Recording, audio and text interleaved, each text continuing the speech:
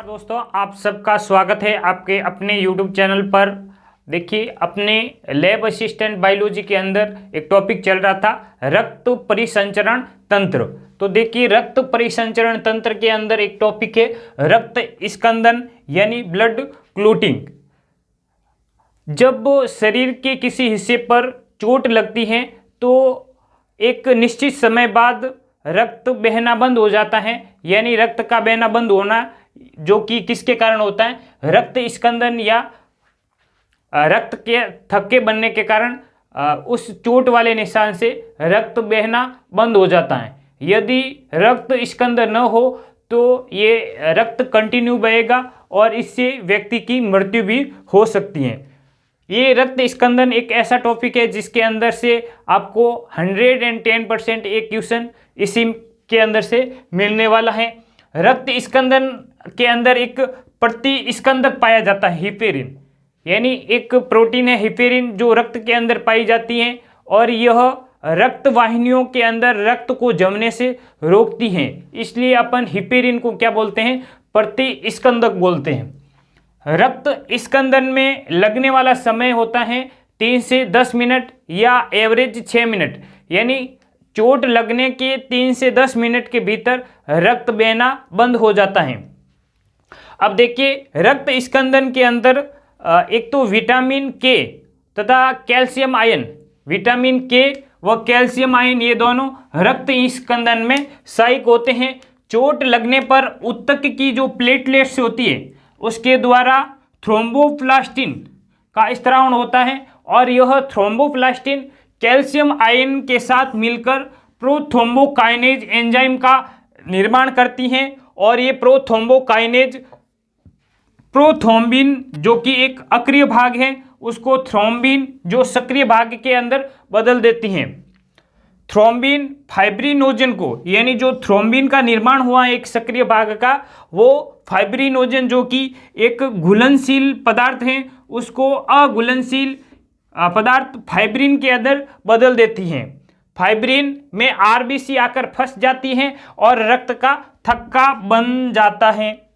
अब देखिए, इस स्थान पर यानी चोट लगने वाले स्थान पर एक पीले रंग के द्रव का स्त्रावण होता है जिसे अपन सीरम बोलते हैं। ये तो हो गया रक्त स्कंदन की एक प्रक्रिया। वैसे तो ये बहुत बड़ी प्रक्रिया होती है, लेकिन जो अपने 12th क्लास की बुक के अंदर जो दे रखा है उसके हिसाब से आपको इतना ही ध्यान रखना है। फिर देखिए, रक्त स्कंदन के अंदर 13 कारक कार्य करते हैं। उन कारक के नाम अपन को याद रखने होते हैं।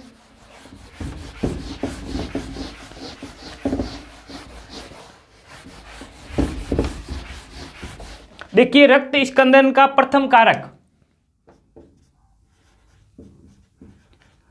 होता है फाइब्रिनोजन। यह रक्त स्कंदन का प्रथम कारक है, फाइब्रिनोजन।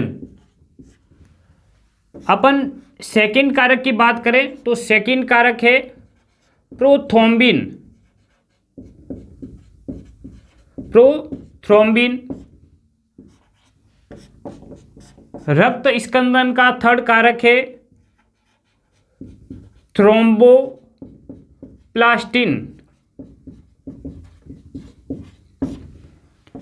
चौथा कारक है इसका कैल्शियम आयन।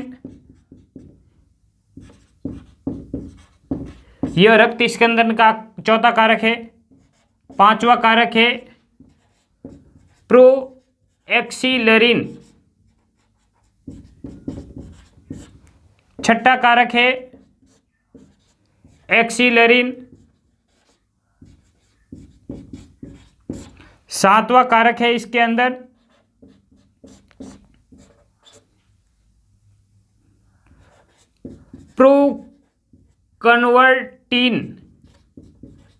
प्रोकन्वर्टिन और आठवां कारक है इसके अंदर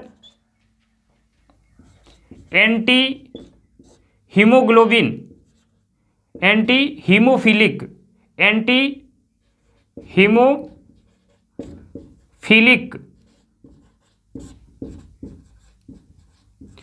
ग्लोबुलिन, एंटी हीमोफिलिक ग्लोबुलिन। फिर देखिए, इसके अंदर जो 8वां कारक है वो है एंटी हीमोफिलिक ग्लोबुलिन। फिर जो 9वां कारक है वह है इसके अंदर क्रिसमस कारक। 10वां कारक है स्टुअर्ट कारक। 11वां कारक है इसके अंदर PTA plasma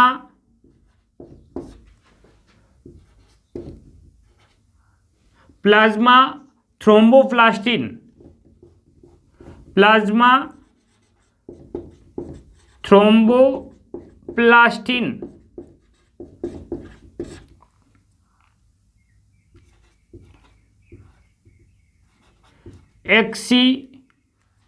plasma thromboplastin antecedent यानी पीटीए प्लाज्मा थ्रोम्बोप्लास्टिन एक्सीसोडेंट। और इसके अंदर जो 12वां कारक है उसे अपन बोलते हैं हेगमैन कारक।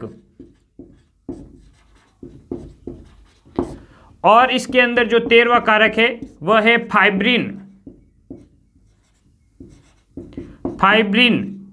जिसे अपन बोलते हैं स्थायी कारक। फाइब्रिन स्थायी कारक यानी ये 13 कारक है, इसको अपन नाम से ही याद रखना है। इसका जो क्वेश्चन बनेगा रक्त स्कंदन का 10वें कारक का नाम बताइए, तो 10वां कारक होगा स्टुअर्ट कारक। यदि आपको पूछा जाए 12वें कारक का नाम बताइए तो हेगमैन कारक।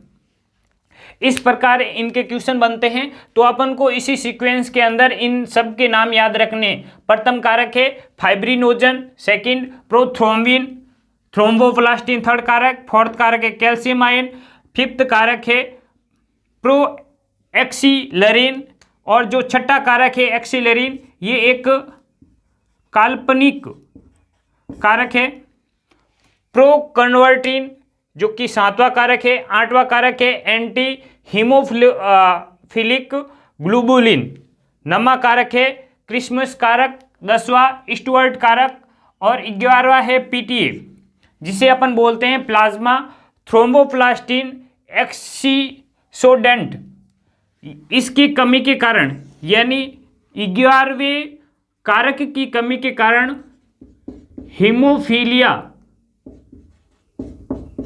हीमोफीलिया सी नामक रोग हो जाता है। 12वां कारक है हेगमैन कारक और 13वां कारक है फाइब्रिन स्थायीकरण कारक। इन सभी कारकों के नाम याद रखने हैं।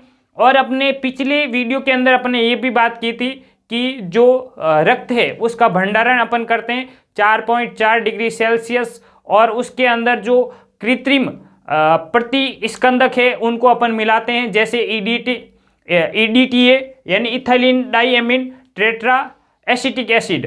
और इसके साथ अपन 2 कारक की बात की थी।